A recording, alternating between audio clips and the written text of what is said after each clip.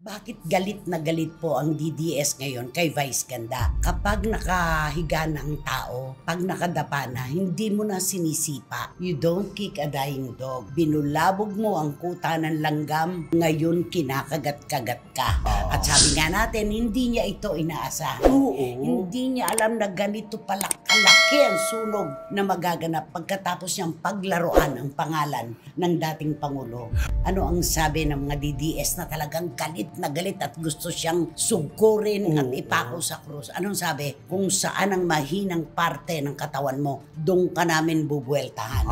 Gagamitin ko yung sinasabi ng DDS, Vice Pangit, kasi hindi na doon sa ganda dapat ngayon. daw palitan ng pangalan. Oo, palitan ng pangalan. Ang tanong ko lang kay Vice, ikaw ba may talent ka ba talaga? Niya ipakita sa konsyerto mo. Hindi ka pa nadala. Hindi ba't hanggang ngayon, 12 taon na ang ginawa mong pambabalahura kay Miss Jessica Soho. Dapat nadala ka na doon. Diyan ka nadapa. Dapat bumangon ka na. Hindi. Nagpakadapa ka na naman para magkasugat ka na ibibigay talaga sa'yo ng mga nagmamahal sa mga tao na binalahura mo. Siyempre, diba? Ito po, magpaka-seryoso po tayo mga kachika. Alam na po natin ang mga nagaganap nitong mga nakararaang araw. Matindihan po ito na ang kanyang makakaengkwentro dito ay ang hukbo. Isang malaking hukbo ng mga DDS. Oo, eto na yung mga supporters ng dating Pangulo na hindi na inaasa na nagsimula sa biro na ito na. Ito ang bunga ng pagbibiro niya. Ayan, ito'y nagsimula sa paglalaro. Ay, Diba?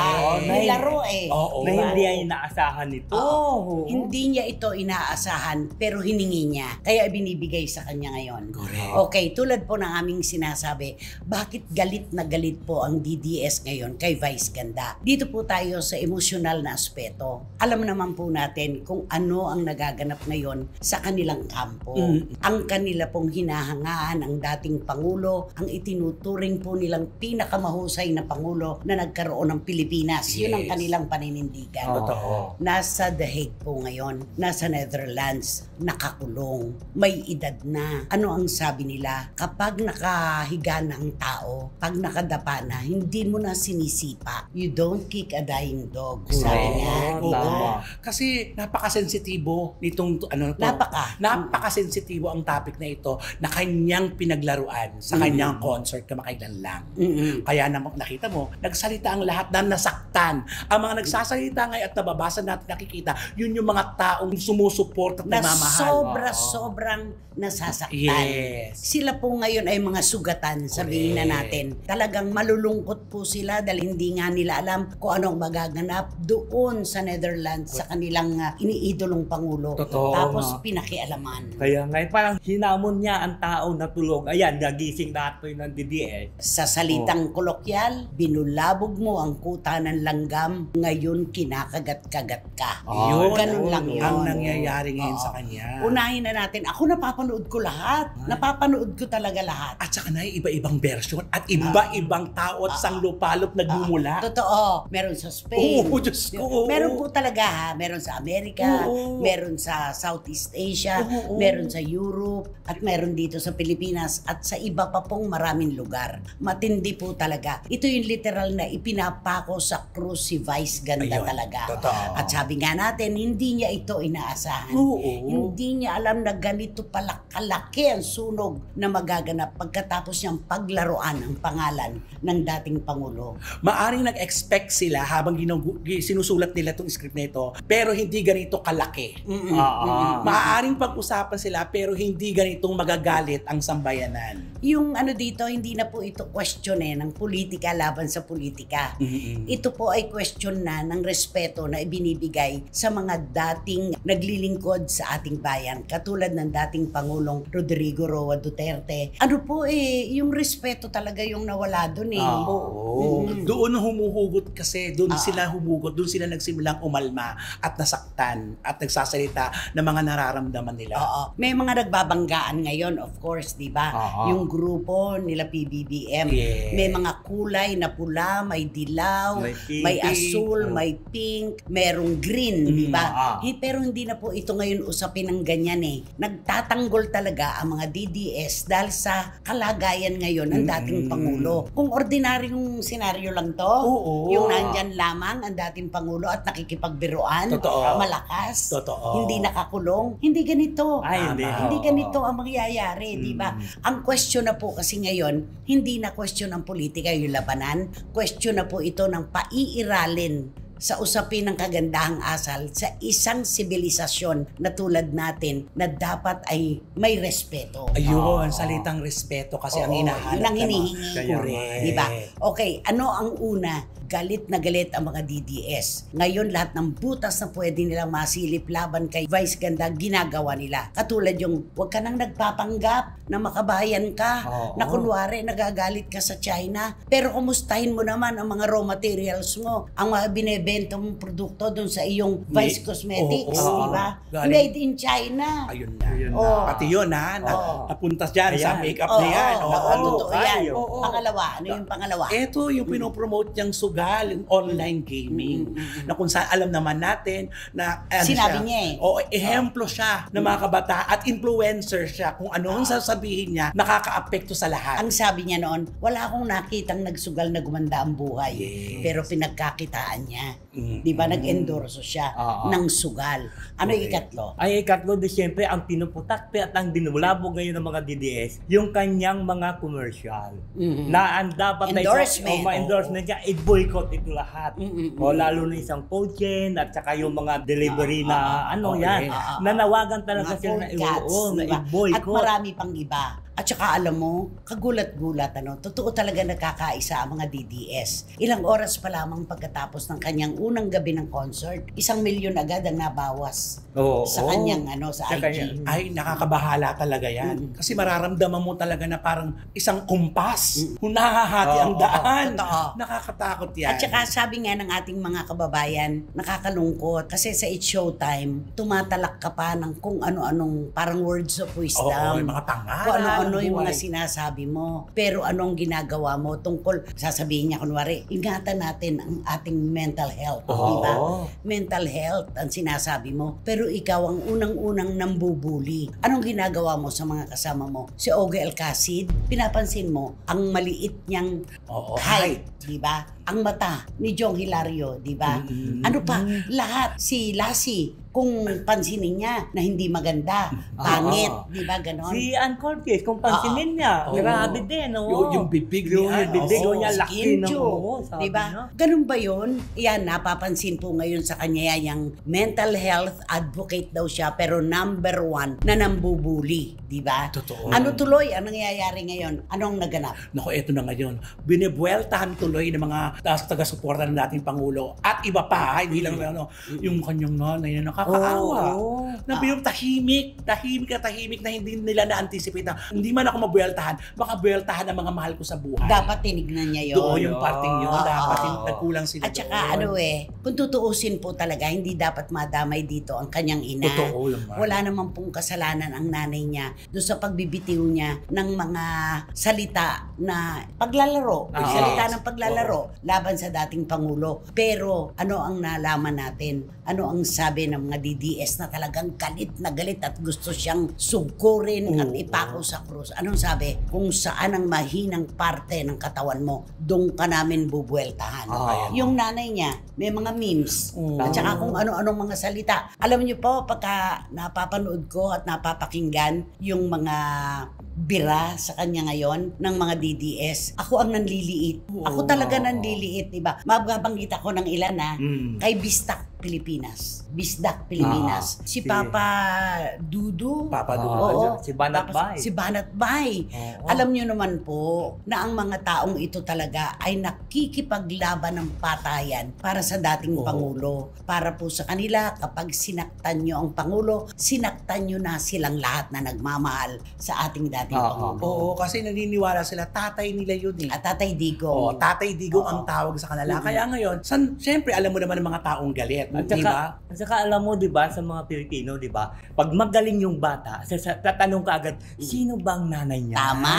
Oo. Pero pagka Sino bang mga magulang niya? Kaya hindi madadamay ang nanay niya dito eh. Kasi ganun ka agad eh. Ito ba, hindi ba siya pinagsabihan ng nanay niya? Hindi ba siya sino bang nanay ng batang yan? Bakit maldita yan? Bakit Yun. ganun ang bunganga? Laging ganun Oo. yung kung saan ang pinakamahinang bahagi ng iyong pagkatao, doon ka rin bibirahin. kinuha mo ang emosyon ng mga DDS. Alam mo naman kung paano mahalin ng mga died in the world Duterte followers ang kanilang dating Pangulo. Tatay nilang itinuturing. Pero sinaktan mo. Anong inaasahan mo? Dugoan sila ngayon Dugoan ang kanilang emosyon. Anong inaasahan mo? Pinaglaruan mo yung tatay nila? Hindi ka nila babalikan? Correct. Diba? Kaya nakita mo kung ano man, nakakalungkot lang kasi, pero wala na tayong magagawa doon. Ang social media, lahat pwedeng magsulat, pwedeng magkomento. Totoo Kaya yan. wala na. Open na kaya kung ano-ano na. At saka alam mo, nakakatakot ito si Vice. Alam mo kung bakit? Gagamitin ko yung sinasabi ng DDS, Vice pangit, kasi hindi na doon sa ganda Dapat ngayon daw palitan ng pangalan. palitan ng pangalan. Alam mo yung kinatatakot ko dito. Nakita niya naman sa buong mundo ang Pilipino kung paano sinuportahan si Pangulong, si dating Pangulo. Ang nakakatakot ko, baka pag pumunta din sa ibang bansa, biglang may sumapak sa kanya. Diba? Biglang may umano. Kahit nga dito, nakakatakot, diba? Hindi mo alam kung sino ang gagawa sa iyo. Diba? At eto pa, diba, pinakialaman din naman niya ang sitting president, diba? Sa pamamagitan ng utu-utong si MC at saka si Lassie. Pinakialaman din niya. Pero hindi gaanong nagpakita ng pagsuporta sa kasalukuyang Pangulo ang kanilang mga taga-suporta. No? Napansin ko lang. Yes, kasi itinuon talaga lahat nila kasi dalawang grupo nga ang nagbabangayan, di ba? Tapos, di ba? Syempre, yung kung saan yung mas yung alam mong lalaban, yung pag nakanti mo talagang mag-iingay talaga kasi yung sila na yung malungkot at talaga nagdaramdam sa nangyayari. Ano to isang hukbo ang kalaban niya ngayon. Napakasakit nito. Kung tawagin siya, panot, kalbo, tapos vice pangit. At saka yung burug-burug yung burug-burug, ganun. Kasi naman pinakaialaman, pati yung kakampi rin ng mga DDS na si Senator Marcoleta, di ba? Tapos, inaano sa kanya, porke ba isa si Senator Marcoleta sa mga naging dahilan kung ba't nagsarado ang ABS-CBN, gaganyanin mo at meron pang lumalabas ang nagpapasweldo daw sa kanya ngayon. Ayun tinatawag nilang si Tambalos-Los. Of course, magbibigay galang tayo. Hindi naman natin tatawagin ng Tambalos-Los. Si House Speaker, Romualdez. Yon. Kasi nga, siya ang nakabili ng isang bahagi ng ABS-CBN. Kaya parang lumalabas pa, pinag-utusan. Kasi ako hindi ako niniwala doon. At saka na sa kwentong ito, pwede ka na magbanggit dahil sa naka-open ng kwentong open ang kwentong ito, bahala na kayo kung sino ang sabihin nyo dyan. Pero ang punto lang talaga dito, nakasakit. Yun At saka ito, hindi na, alisin na natin yun, yung pinapasweldo siya, ng nakabili, ng ganito, na ganito at ganyan. Alisin na po natin yun. Ang talagang naiiwanan dahilan dito, kawalan ng respeto sa isang lipunan na katulad ng sa atin, may edad, nakakulong, at sa kanilang paniniwala ay kinidnap ang dating Pangulo para ipakulong doon sa The Hague. At saka diba, nakakalungkot pa, ni isa wala makapagsalita kung ano na talaga ang kalagayan ng dating Pangulo. Diba? Walang konkreto na, baka, ano mo yun? Wala. Kaya nung nabiro, napakasensitibo talaga kahit na sino, namatayan ka na. Tapos, lalo ka pang, ano mo yung gagawin ka? Diba parang ano to? Minamak. Yun ang totoo doon. Yun lamang po naman yun lamang na yun nakikita namin dahilan kung bakit ipinapako ng DDS sa krus ngayon si Vice Ganda. At saka alam mo, hindi ko kasi kayang itawid yung mga nadidinig ko. Yung mga sinasabi ng mga vloggers na DDS, di ba? Kasi masyadong personal, pero hindi ko naman masasabi na bakit kaya? Kasi may dahilan. Di ba? I'm sure na nagdadaanan na lahat yan sa kanilang social media account. Open naman ito talagang kahit na ayaw mo talagang kusang dumadaan talaga sa Facebook. Mapapanood mo talaga di ba? Ito ba si Vice Ganda? Kasi di ba, tuwing may concert siya dyan sa Araneta, malaging kontrobersya. Hindi ba pwede ipakita niya kung ano yung talent niya at kung anong kaya niya? Marami naman nagko-concert yan ng mga artista. Hindi naman gumaganda Nagtatagumpay naman na punong-puno ng tao. Kasi pinakita ang tunay na talent. Ang tanong ko lang kay Vice, ikaw ba may talent ka ba talaga? Nga ipakita sa konsyerto mo. Sa susunod na eleksyon. Wender Alvarez. Hindi kasi 'di ba maraming mga nagko-concert talaga. Oo dyan. naman, oo naman. Hindi, at saka, isa pang question natin na mo. Ang dami-dami niyang idinadamay ng mga personalidad Yun. sa kanyang pagkukonsyerto. Hindi ka pa nadala. Ayan. Hindi ba't hanggang ngayon, 12 taon na ang ginawa mong pambabalahura kay Miss Jessica Soho. Nagtangka ka na humingi ng patawad, ng paumanhin. Hindi ka naman binigyan ng pagkakataon, di ba? Ang sabi niya, sorry, pero hindi maganda ang panlasa ko. Okay, sinabi mo, baka maaari mo siyang tawagan mamaya o kinagabihan o bukas. Anong sagot sa'yo? I don't think so. Hindi ka pa nadala. Bubog mo na yan.